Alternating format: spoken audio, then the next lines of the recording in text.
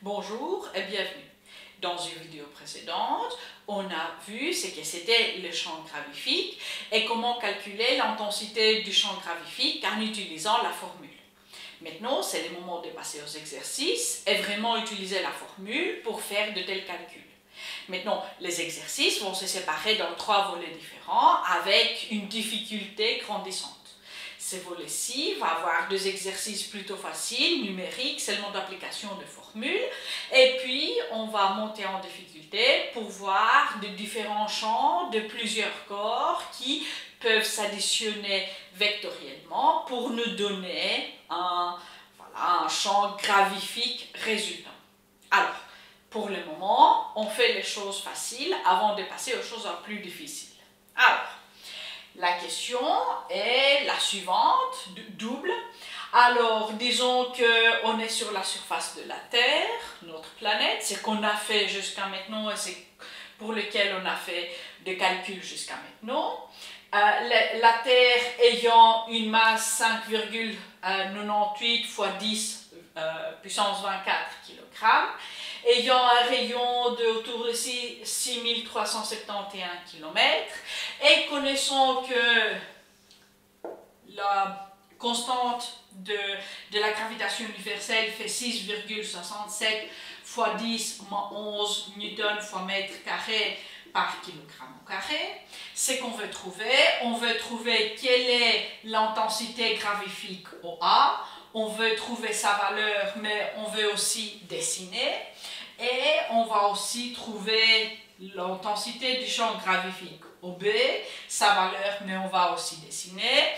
Étant donné que B, disons à cet endroit-là, il s'agit, voilà, on a un satellite. La plupart des satellites sont, voilà, à une hauteur entre 200 et 800 km. Disons qu'on est à 700 km de la surface de la Terre. Alors, on va faire des calculs pour trouver et dessiner aussi le champ gravifique dans ces 2 cas. Alors, dans ces 2 cas, c'est qu'on aura, un vecteur qui va être en fait un vecteur qui sera sur la direction qui lie l'endroit même avec le centre de la Terre, parce que c'est la Terre qui va produire finalement le champ gravifique, et 2 sens qui vont être vers le centre. Mais maintenant, regardons quelle valeur, comme ça on sait le dessiner à une échelle donnée. Alors, je vais prendre notre formule.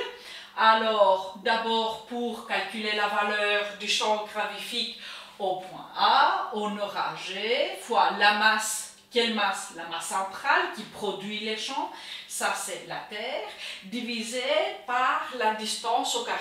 Maintenant, le point A, c'est un point qui se trouve sur la surface de la Terre. Ça veut dire que la distance entre le centre de la Terre et A va être autant. Attention, là on est en kilomètres, on doit convertir en mètres pour que la formule fonctionne. Mais pour le moment, ce que je vais mettre le symbole, alors le rayon de la Terre au carré. On met le chiffre 6,67 x 10 moins 11 fois la masse 5,98 x 10 puissance moins 4. Vous voyez que je ne mets pas les unités. C'est parce que je mets les unités dès le début dans le système international. Comme ça, je n'ai pas besoin de mettre les unités ici. Je vais seulement mettre les unités à la fin. Alors, on a ici rayon 6371, c'est kilomètres. Alors, je vais ajouter les 3 zéros pour faire mètre et ça va être au carré. Maintenant, quelle unité est-ce qu'on a pour G? On a vu jusqu'à maintenant le mètre par seconde au carré pour l'accélération de la gravité, c'est tout à fait normal. Même pour le newton par kilogramme, les deux sont corrects. Alors ici, je vais mettre newton par kilogramme, mais évidemment, vous pouvez mettre mètre par seconde au carré, c'est exactement identique en tant qu'unité. Alors, on prend notre calculette, fait 6,67 fois 10 moins 11. Alors, ça fois la masse de la Terre, 5,98 fois 10 puissance 24.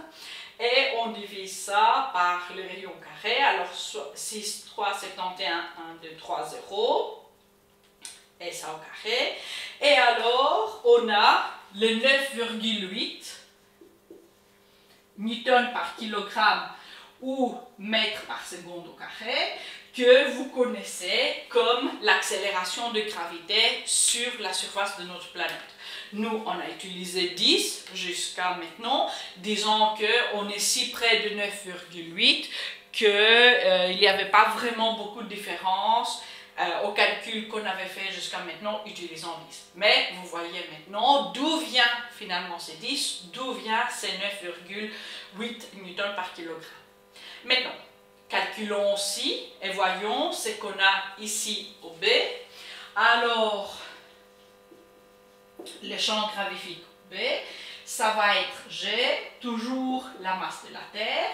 Mais maintenant, les rayons, c'est les rayons de la Terre, plus la hauteur à laquelle se trouve le satellite au-dessus en fait, de la surface de la Terre. Et alors, là, on peut écrire RT plus H, et alors ça va être au carré. On met les valeurs, 6,67 fois 10 moins 11, fois 5,98 fois 10, 24. Alors le 8, je le fais un peu mieux, comme ça c'est visible pour la caméra. Et on a 6371 plus 700, ça va faire 7071 km avec les 3 zéros pour convertir directement en mètres. Alors 771 avec 3 zéros et ça va être au carré, on n'oublie jamais le carré. Alors tout ça va donner de nouveau newton par kilogramme. On prend la calculette et on voit ce qui se passe, quelle est l'intensité du champ gravifique terrestre là où on met le satellite. Alors, je fais les calculs, c'est 67 fois 10 moins 11 fois 5,98 fois 10, 24 divisé par 7 millions. Voilà. Alors, 7 0, 7 1, 1, 2, 3, 0 et on fait le carré. Alors, ça va faire 7,98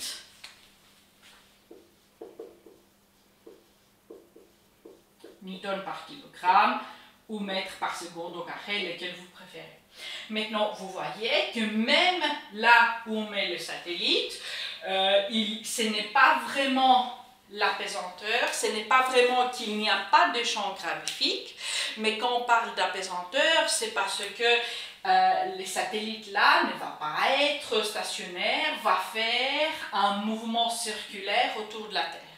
Alors, si vous voulez voir pourquoi on a une sensation d'apaisanteur en fait sur une station spatiale qui se trouve à une telle distance de la surface de la Terre, vous pouvez aller voir en mouvement circulaire uniforme, il y a des vidéos là-dessus.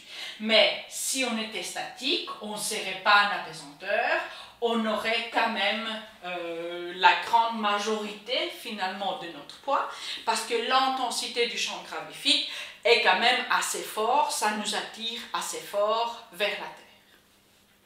Alors, les moments du défi, on va faire le même calcul. Cette fois-ci, on ne va pas prendre la Terre. Ah oui, on n'a pas dessiné les vecteurs. Alors, si je dessinais les vecteurs, je dessinerais ça, G, A, plus ou moins comme ça. Et GB, ça va être en fait légèrement plus petit. En longueur. Et vous, avec une latte, vous pouvez exactement en fait faire une proportionnalité en donnant une échelle donnée. Mais évidemment, le plus près on est d'une masse qui nous attire, ben, la plus grande finalement va être l'intensité du champ gravifique et la plus grande va être la force potentielle à laquelle elle va nous attirer. Alors, passons maintenant au défi. C'est qu'on va faire, on va changer. On ne va pas prendre la Terre, on va prendre la Lune. Oui, voilà, la Lune qui est satellite de la Terre. Alors, je vais mettre la masse Lune. On a 7,34 fois 10 puissance 22 kg. Elle est quand même beaucoup plus légère que la Terre. Et avec un rayon, les rayons de la Lune,